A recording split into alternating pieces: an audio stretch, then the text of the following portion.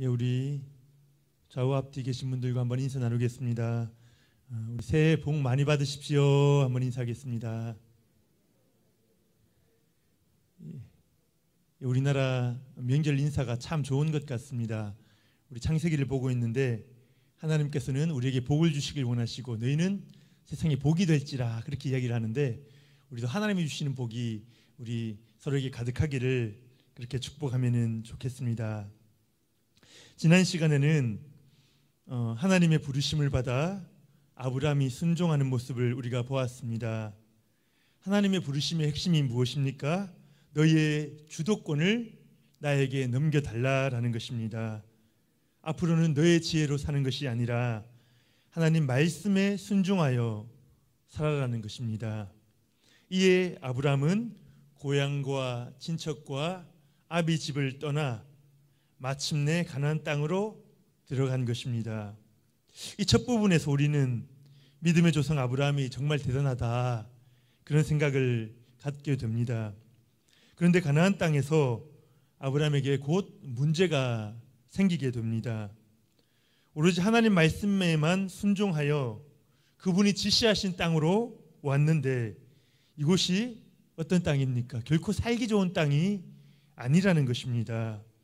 말씀에 순종하고 왔는데 우리를 여전히 괴롭히는 문제들이 있습니다. 우리가 신앙을 단순히 도식화를 해본다면 믿음으로 순종하는 자들에게 복이 임해야 하는 것이지요. 불순종하는 자들에게는 저주와 형벌이 임하는 것입니다. 큰 시각에서 볼 때에 이런 도식은 맞습니다. 하지만 우리의 실제 삶에서 이것이 그렇게 간단하지 않다는 것입니다. 어려운 가운데 하나님의 말씀을 선택하면서 우리는 즉각적인 보상을 주시기를 기대를 합니다. 하지만 우리 생각대로 그렇게 되지 않습니다. 우리는 하나님이 어떠한 분이신지를 배우고 또 우리의 신앙이 어느 정도 수준인지 그것을 깨닫는 시간이 반드시 필요한 것입니다.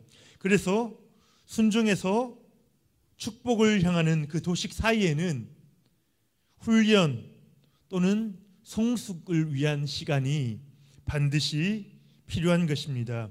믿음의 첫 조상이었던 아브라함도 이러한 시간이 꼭 필요했는데 그 첫 번째 겪게 되는 사건이 바로 오늘 본문의 이야기인 것입니다. 우리가 첫 번째로 살펴볼 것은 약속의 땅에도 기근이 임한다는 사실입니다.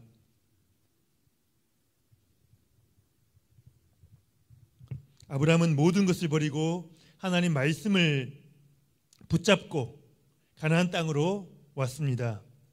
당시에 산업이 무엇이 있겠습니까?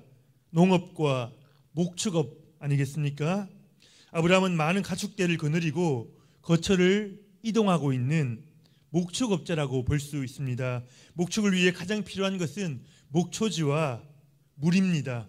가축들이 잘 먹고 마셔야 그 일행들이 마실 젖과 버터와 고기도 풍성해지는 것입니다. 문제는 아브라함 일행이 약속의 땅에 도착했는데 그곳에는 물과 목초지가 풍부하지 않다는 것입니다. 그들이 도착한 땅은 산악지대였으며 광야였습니다. 그리고 거기다가 하필이면 하나님께서는 이때 가나안 땅에 기근까지 주시는 것입니다. 비가 오지 않는 것이죠. 다 말라버리는 것입니다. 오늘 10절 말씀에 이렇게 이야기를 합니다. 그 땅에 기근이 들었으므로 아브라함이 애굽에 거류하려고 그리로 내려갔으니 이는 그 땅에 기근이 심하였음이라. 안 그래도 부족한 물이 다 말라버렸습니다. 가축을 먹일 목초지도 찾을 수가 없습니다. 지금은 흉년이 든다고 해도 먹을 식량을 미리 저장해 놓지 않습니까? 당시에는 기근을 만난다 하면 곧 죽음을 의미합니다. 아브라함이 어디 출신입니까? 티그리스 강, 유프라테스 강이 흐르는 풍요의 땅 갈대아 우르, 갈대아 우르 출신입니다. 하나님 명령에 순종해서 그 좋은 땅을 버리고 떠나왔다면 하나님께서 더욱 풍요로운 땅을 주셔야 맞는 것 같습니다. 주님, 제가 주님께 순종해서 아버지 집을 떠나 이곳까지 오지 않았습니까? 축복의 땅인 줄 알고 왔는데 이런 기근이 웬 말입니까? 약속이 틀리지 않습니까? 이건 좀 아니지 않습니까? 아브라함이 그런 불평이 나오겠지요. 아브라함은 함께 따라온 가족과 동행들로부터 그들로부터도 많은 불평을 들었을 것입니다. 그러게 이 땅으로 간다고 하셨을 때에 제가 뭐라고 말씀드렸습니까? 기껏 고생하여 이곳까지 왔다가 굶어 죽게 생긴 것 아닙니까? 이런 하나님을 우리 주인님 어떻게 믿고 따른다고 할 수 있는 것입니까? 사실 이것은 아브라함의 문제만이 아니라 아브라함의 발자취를 따라가고 있는 우리들의 문제이기도 합니다. 신앙생활을 잘 해보려고 우리가 얼마나 노력을 해보았습니까? 그런데 복을 받는 것이 아니라 오히려 어려운 문제들이 터져 나옵니다. 자녀들에게 어려움이 생기고 경제적인 문제들도 닥쳐옵니다.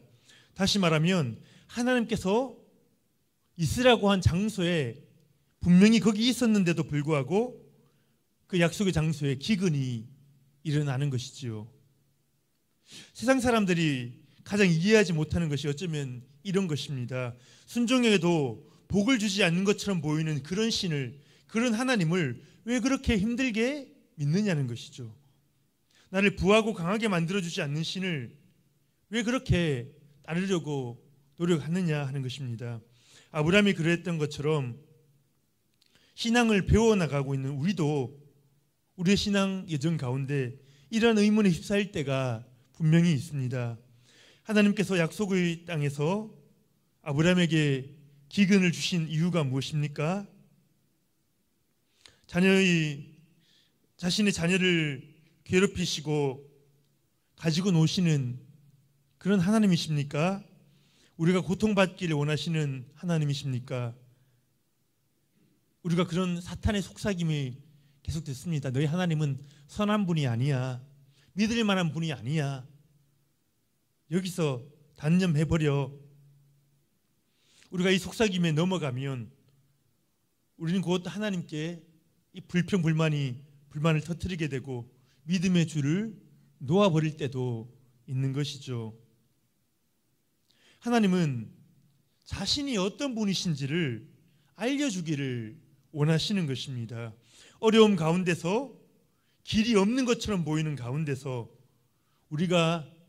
자녀인 우리가 하나님이 크심을, 하나님의 그 능력을 배우고 경험하기를 원하시는 것입니다. 부르심이라는 것은 나의 세계에서 나와 하나님의 세계로 들어가는 것이다. 제가 그렇게 정의를 해보았는데요.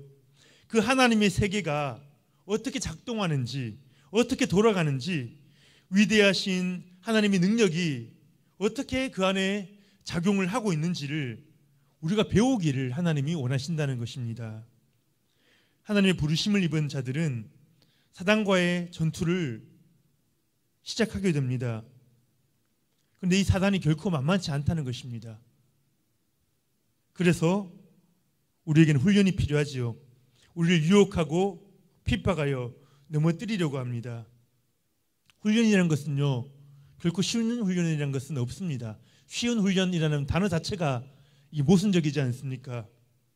그만큼 통과하기가 어려운 것이 어쩌면 시험입니다. 그런데 그 시험을 통과해야 우리는 단련되고 하나님의 뜻을 볼 수 있는 눈을 가지게 되는 것입니다. 우리 몸에 근육이 있지 않습니까? 그런데 영적인 근육이 있다라고 한번 생각을 해보시기 바랍니다. 하나님께서 어떤 영적인 큰 일들을 우리를 통해서 이루기를 원하시는데, 우리를 통하여 그 구원의 역사를 계획하고 계신데 우리 영적 근육이 작아서 힘을 쓸 수가 없습니다. 그래서 하나님께서는 훈련을 통하여 이 영적 근육을 단련시키기를 계획하신다는 것이지요. 신앙생활을 잘 하려고 하는데도 어려움이 일어난다면 그것은 하나님께서 허락하시는 믿음의 단련 시간이다. 하나님께서 내 영적 근육을 키우고 계시는구나. 그 생각을 할 수 있어야 합니다. 그 어려움을 통해 우리를 빚으셔서 더 귀하게 사용하고자 하시는 것입니다. 귀하게 쓰임받는 그릇은요, 반드시 더 정교하게 하나님 만드십니다. 그래야지 더 귀하게 쓰임받지 않겠습니까? 더욱 단단하게 강하게 만드십니다. 그래야지만 하나님 필요하실 때 마음껏 사용할 수가 있는 것입니다. 이걸 만나게 된 아브라함은 이제 남쪽으로 내려가다가 결국 이집트로 내려가는 길을 선택하게 됩니다. 인간적인 방법으로는 그것이 가장 지혜로운 선택이 아니었냐고 아브라함이 그렇게 말할 수 있을 것입니다. 하지만 하나님의 부르심을 받은 자들은 하나님의 주도권을 따라서 사는 자입니다. 자신의 머리로 자신이 생각했던 그 구조대로 움직이는 것이 아니라 하나님 나라의 방식대로 움직여야 한다는 것입니다. 그래서 아브라함은 이집트를 선택하기 전에 분명히 하나님께 여쭈어 보아야 했습니다. 내가 하나님을 따라서 여기까지 왔는데 이런 어려움을 당했습니다. 하나님, 여기가 맞습니까? 어떻게 된 것입니까? 내가 어떻게 움직여야 합니까?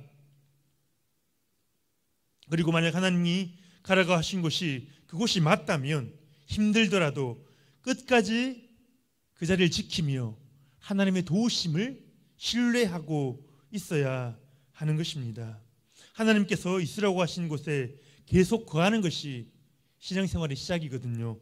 우리 성도님들, 하나님이 있으라고 하신 곳에 그곳을 계속 지킬 수 있기를 축복합니다. 그리고 두 번째로 이어서 살펴볼 것은 아브라함의 인간적인 판단이 어떠한 어려움을 초래하게 되었는가 하는 그 부분입니다. 하나님의 뜻을 저버리고 자기 나름대로의 방법을 택한 아브라함에게 이제 불안감이 찾아오기 시작합니다. 우리 오늘 본문 11절, 12절 말씀, 11절, 12절 같이 한번 읽어보겠습니다. 시작.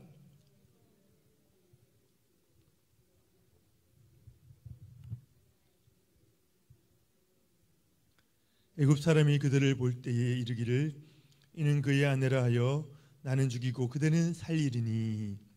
아멘. 아브라함은 이집트에 가까이 다다랐을 때에 이제 두려움에 사로잡히기 시작합니다. 이집트 사람들이 이방인인 자기는 죽이고 이쁜 아내 사레와 자기 재산들을 빼앗을 것만 같았습니다.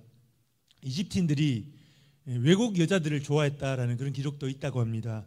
그래서 사레가 더욱 이뻐 보였을 것입니다. 이에 아브라함은 잔머리를 굴리기를 시작합니다. 오늘 13절 말씀에 원하건대 그대는 나의 누이라 하라. 그러면 내가 그대로 말미암아 안전하고 내 목숨이 그대로 말미암아 보존되리라 하니라. 목숨을 보존하기 위해서 사레의 남편임을 지금 포기하고 있는 것입니다. 남편을 포기하고 잠시 오빠가 되겠다는 것입니다. 사레에게 자신을 오빠라고 부르라고 말합니다. 사실 이것은 완전한 거짓말은 아닙니다. 실제로 사레는 아브라함의 이복 누이로서 이제 아내가 되었거든요. 이럴 때 우리가 무엇이라고 얘기합니까? 잔머리를 굴린다. 잔머리를 굴린다. 그렇게 이야기를 합니다. 지금 이것이 거짓말이다 아니다. 이것이 중요한 것이 아닙니다. 아브라함은 지금 자신이 살고자 자기 아내 사레와의 그 부부 관계를 잠시 뒤로 하고 부정하는 것이죠. 오빠가 되겠다는 것입니다. 신앙생활에 있어서 가장 중요한 것은 하나님 말씀 앞에 순수하게 정직하게 깨끗하게 반응하는 것이라는 생각을 해보게 됩니다. 인간관계나 세상 정치에 있어서는 때로는 모호함이 필요할 때가 있습니다. 중립적일 필요도 있고 대충 넘겨야 할 때도 있습니다. 하지만 하나님의 말씀 앞에서 하나님의 말씀이 들려질 때에는 우리가 명확하게 자리를 선택해야 하는 것입니다. 순종할 것인가 아닐 것인가 그 선택을 분명하게 해야 하는 것입니다. 이렇게 잔머리를 굴려서 애매하게 서게 되면 또 문제가 반드시 생기는 것이죠. 오히려 양다리를 걸쳤다가 더 큰 어려움을 당할 수가 있는 것입니다. 아브라함이 아무리 핑계를 대더라도 거짓은 거짓입니다. 아브라함의 잔머리가 더 큰 어려움을 유발시키는 것입니다. 바로의 고위 관리들이 사례의 아름다움을 보고 그녀를 바로왕에게 추천을 하는 것입니다. 오늘 14절 15절 말씀, 아브라함이 애굽에 이르렀을 때에 애굽 사람들이 그 여인이 심히 아리따움을 보았고 바로의 고관들도 그를 보고 바로 앞에서 칭찬함으로 그 여인을 바로의 궁으로 이끌어 들인지라. 어떻게 됩니까? 이제 문제가 점점 커지는 것입니다. 아브라함은 목숨을 부지하기 위하여 부부 관계가 아니라고 그렇게 거짓말을 하였지만 사례가 바로의 궁으로 그렇게 들어가게 될 줄은 몰랐을 것입니다. 바로 왕은 사례를 얻은 대가로 아브라함에게 선물까지 거하게 보내고 있습니다. 16절 말씀에 이에 바로가 그로 말미암아 아브라함을 후대함으로 아브라함이 양과 소와 노비와 암수 나귀와 낙타를 얻었더라. 바로는 아브라함에게 많은 가축과 노비를 선물로 보낸 것입니다. 나중에 아브라함의 첩이 되어 이스마엘을 낳게 되는 하갈, 이집트 사람이라고 말하거든요. 아마 이때 얻게 되었을 것입니다. 시종으로나 이렇게 노비로 선물을 준 것이죠. 이 선물들을 바라보면서 아브라함의 마음이 어땠을까 그 생각을 한번 해보게 됩니다. 머릿속에 막 복잡한 생각들이 일어났을 것입니다. 그래도 그 좋은 땅 고향을 버리고 하나님 말씀 듣고 나온다고 왔는데 내가 왜 이런 신세가 되었을까? 처음 하나님의 부르심을 받고 고향을 떠날 때에 하나님이 주시는 말씀들, 너의 자손을 통해 복을 주시겠다는 그 약속들, 그때 사랑하는 그 아내 사례가 옆에 있었는데 지금은 사례를 잃고 가축들에 둘러싸여 있습니다. 가축들이 소리내고 있는데 종들은 좋아하고 있는지 모르겠지만 이 아브라함은 아무 생각도 들지 않는 것입니다.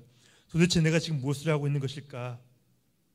하나님이 자손을 약속하셨는데 사례가 지금 도대체 무슨 일을 당하는 걸까?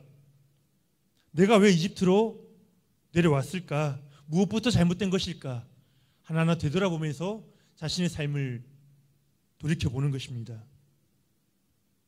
아브라함이 너무 불안하고 괴로웠을 것입니다. 기록에는 없지만 추측해 보건대 아브라함이 하나님 앞에 눈물을 흘리며 회개하지 않았을까 하는 생각을 해보게 됩니다. 하나님, 제가 잘못했습니다. 제가 하나님의 약속을 믿지 못했습니다. 하나님의 방법이 아니라 인간적인 방법을 사용한 저를 용서해 주세요. 자신이 돌이켜 보니까 자기 머리대로 자기 생각대로 왔거든요. 자기 생각대로 수를 썼거든요. 하나님께서는 때로 우리의 신앙이 바닥까지 내려가도록 그렇게 두실 때가 있습니다. 너무 비참하고 괴로울 때지요. 인간적인 방법으로 무언가를 해보겠다고 할 때에 어디까지 가나 하나님께서 한번 지켜보고 계시는 것입니다. 어린아이가 자신의 한계를 느끼고 그제서야 아버지의 도움을 요청하는 것처럼 때로는 하나님께서 우리들이 한계를 경험하도록 참고 지켜보시는 것입니다. 자신이 능력을 보여주시고 나를 의지하라, 나만 붙들면 살 수 있다, 그 말을 하고 싶지만 아직 자기 한계를 배울 때까지 하나님께서 안타깝지만 참고 그대로 바닥까지 내려가도록 허용을 하실 때가 있는 것입니다. 하지만 우리가 꼭 기억해야 할 것은 결코 하나님은 택하시는 우리들을, 하나님의 자녀로 부르시는 우리들을 결코 어려움 가운데 내버려 두시지 않는다는 사실입니다. 우리가 세 번째로 살펴볼 것은 하나님의 개입하심입니다. 때가 되면은 하나님께서 반드시 그 자녀들의 삶 가운데 개입을 하십니다. 아브라함으로서는 도저히 손을 쓸 수 없는 비참한 상황입니다.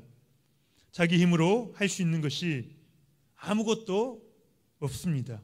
그런데 놀랍게도 바로 이때에 하나님께서 직접 개입하시는 것입니다. 아브라함이 인생의 비참한 실패를 경험하고 있을 그때에 하나님이 안 계신 것처럼 느껴졌죠. 하나님이 멀리 계신 것이 아니라 바로 그 곁에서 그의 행동 하나하나를 지켜보며 그의 마음을 살피고 계셨다는 사실입니다. 우리 17절 말씀 17절에서 이렇게 얘기를 합니다. 여호와께서 아브라함의 아내 사레의 일로 바로와 그 집에 큰 재앙을 내리신지라. 아브라함이 이집트로 내려온 과정 속에 하나님 얘기가 안 나오거든요. 아브라함이 움직이는 것과 그의 생각만 기록되어 있거든요. 하나님이 전혀 그와 함께하지 않는 것처럼 보이지요. 하나님이라는 말도 나오지 않았습니다. 하나님께서 아브라함의 이 어려운 상황에 대해서 전혀 모르시는 것처럼 우리가 그렇게 느끼지 않았습니까? 그런데 하나님은 항상 아브라함과 동행하시면서 모든 것을 다 지켜보고 계셨던 것입니다. 조용히 지켜보고 계시다가 가장 중요한 순간에 개입하셔서 바로의 행동을 막아주시는 것입니다. 어미 독수리가 새끼 독수리를 훈련시킬 때에 절벽에서 떨어뜨립니다.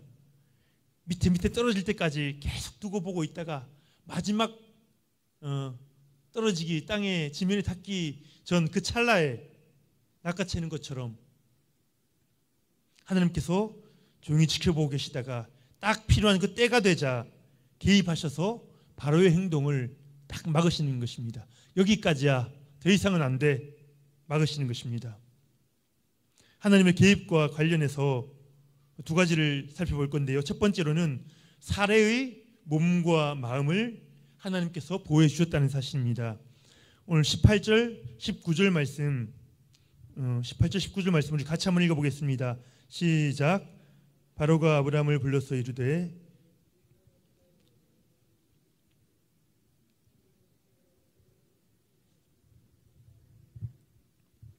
내가 어찌 그를 누이라 하여 내가 그를 데려다가 아내를 삼게 하였느냐. 내 아내가 여기 있으니 이제 데려가라 하고. 아멘. 하나님이 내리신 재앙을 통해서 이 바로가 확실하게 알게 된 것이 있습니다. 무엇입니까? 그것은 자기가 아내 삼으려고 했던 사레가 아브라함의 아내, 다른 남자의 아내라는 사실입니다. 지금 하나님께는 이것이 너무나 중요한 사실입니다. 바로에게는 많고 많은 아내들이 많았겠죠. 첩도 많았겠지요.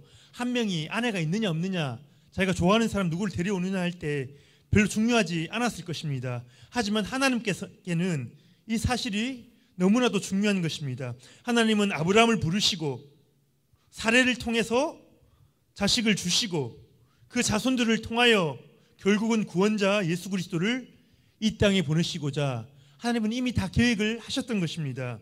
그러니 사레는 아브라함의 아내여야지 바로의 아내가 되어서는 안 되는 것입니다.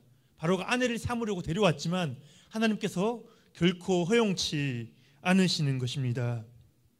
지금 아브라함이 믿음이 약해져서 아내 사레를 지키지 못하자 하나님께서는 지금 바로의 입을 통하여 사레가 누구의 아내인지를 확실하게 아브라함이 듣도록, 아브라함이 부끄러워하면서 들었겠지요. 그렇게 이야기를 하시는 것입니다. 18절에 보면 우리가 읽었던 네가 어찌하여, 이 바로의 이야기입니다. 네가 어찌하여 그를 내 아내라고 말하지 아니하였느냐. 네 아내라는 것이죠. 그리고 19절에서도 내 아내가 여기 있으니 이제 데려가라. 너의 아내니까 네가 데려가라는 것입니다. 사레는 아브라함의 아내라는 것입니다. 하나님께서는 비상한 방법으로 사레를 보호하시는 기적을 행하시는 것입니다. 이것을 체험하면서 아브라함은 다시 한번 하나님의 약속은 확실하구나, 하나님은 잘 본인의 약속대로 그것을 이루시고 지금도 움직이시는 분이시구나, 그것을 계속해서 배워나가고 있는 것입니다. 하나님의 개입과 관련하여 두 번째로 살펴볼 것은 아브라함이 믿음 없이 행동할 때에 아브라함 자신이 아니라 그 아브라함 주위 사람들에게 저주가 임했다는 사실입니다. 이것은 참 재미있지요. 참 재미있고 그러면서도 우리에게 주는 놀라운 진리가 있습니다. 하나님께 호된 재앙을 당한 바로가, 그것이 뭐 어떤 재앙인지는 기록되어 있지 않지만 당황한 모습이 역력하지 않습니까? 그 재앙을 당한 바로가 격앙하여서 소리치는 것이 무엇입니까? 아브라함, 네가 사례를 누이라고 거짓말을 하는 바람에 내가 이런 어려움을 당했다는 것입니다. 내가 정말 큰일 날 뻔했다는 것입니다. 맞는 말이지요. 바로는 예쁜 여인을 추천을 받아 왕궁으로 데려와 아내를 삼으려고 합니다. 그런 고난과 능력이 있는 것입니다. 그리고 아브라함에게는 그에 합당한 대우도 분명히 하였습니다. 오라비인 아브라함에게 신부의 값을 치르고 정식으로 데려간 것이죠. 그런데 영문도 모르고 하나님의 재앙을 받고는 깜짝 놀랐던 것입니다. 당황했던 것이지요. 이것을 어떻게 해석할 수 있습니까? 바로 왕은 고의가 아니었음에도, 오히려 아브라함의 잘못 때문이었음에도 어쨌거나 아브라함과 사라에게 저주가 될 뻔했던 그 행동을 하려고 했었습니다. 아브라함과 사라는 구원의 역사를 위해 하나님께서 특별히 선택한 자들입니다. 이들을 부르실 때에 하나님께서 뭐라고 말씀하셨습니까? 우리 한번 앞에 찾아보겠습니다. 12장 3절 말씀, 우리 지난번에 보았던 12장 3절 말씀 같이 한번 보겠습니다. 시작.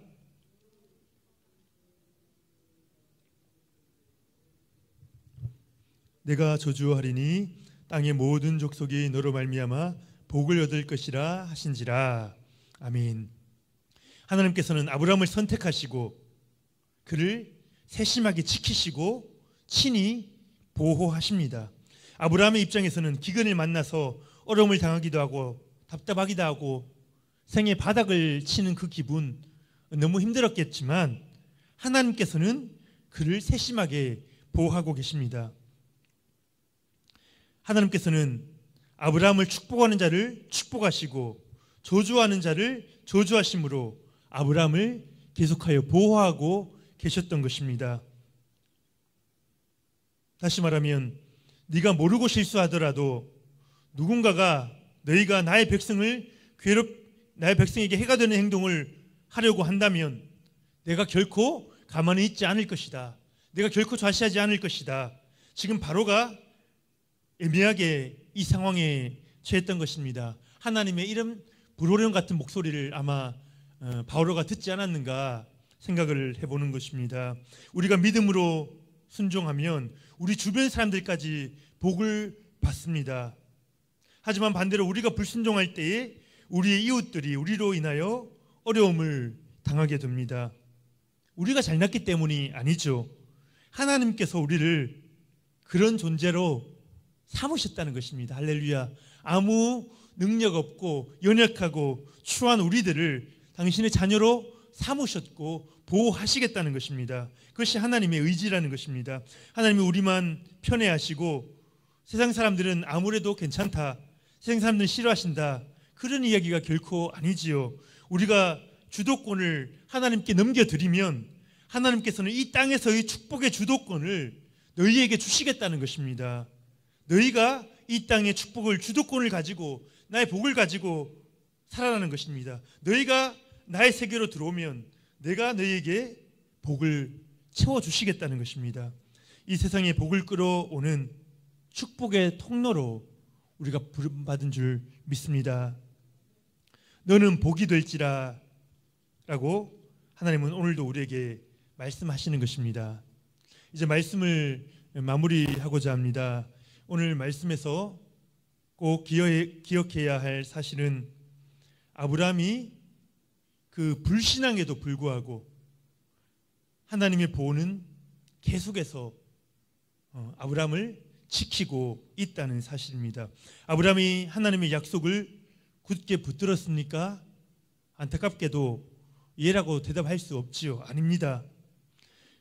그렇다면 하나님은 아브라함에게 주신 약속을 끝까지 지키셨습니까? 예, 그렇습니다. 아브라함은 약속을 깨버리는데 하나님은 계속해서 그 약속을 이루십니다. 지키십니다. 아브라함을 보호하십니다. 아브라함의 불순종에도 불구하고 하나님은 친히 약속하신 것을 이루어 가시는 것입니다. 그래서 우리가 하나님을 무엇이라고 찬양합니까? 신실하신 하나님이십니다. 나의 어떠한 선함과 나의 어떠한 능력과 나의 어떠한 하나님을 향한 순종에도 때로는 그 순종하지 못함에도 불구하고 하나님께서는 우리를 언제나 지켜주시고 하나님의 뜻대로 우리를 이끌어 가신다는 것입니다. 할렐루야. 그래서 우리는 신실하신 하나님을 찬양하고 그분을 노래하는 것입니다. 아브라함을 믿음의 조상이라고 하지만 원래부터 믿음이 좋았던 것은 아닙니다. 하나님이 부르셔서 빚으시고 만들어 가십니다. 성경에 나오는 인물이 다 그렇습니다. 원래 믿음이 좋은 자들이 아니라 실패하며 때론 두려워하며 하나님의 훈련을 견디어낸 사람들인 것입니다. 하나님의 사랑이, 하나님의 열정이, 하나님의 열심이 우리를 하나님의 백성 되게 만드시고 하나님의 복을 받는 자들로, 그 복을 누리는 자들로 이끌어 주시는 것입니다. 아브라함과 사례를 통하여 구원자를 보내기로 하신 하나님의 약속이 결국 이루어지지요. 어떠한 방해들이 있었지만 성경에 보면 그것은 사탄의 방해의 이야기입니다.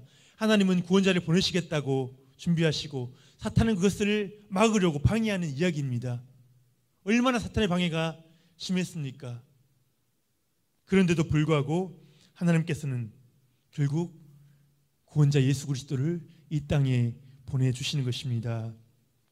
이처럼 우리는 연약하지만 우리도 오늘 아브라함의 모습처럼 참 부족하고 때로는 한심해 보이는 그런 모습으로 신앙생활을 하고 있지만 신실하신 하나님께서 우리를 눈동자처럼 지키시고 우리를 보호하시고 하나님이 계획하신 그곳으로 오늘 우리를 인도하실 것입니다. 우리를 향한 하나님의 계획은 하나님의 열심으로 인하여 반드시 이루어질 줄 믿습니다. 그 하나님의 계획을 따라 귀하게 쓰임받으시는 우리 모든 성도님들 되시기를 예수님의 이름으로 축복합니다.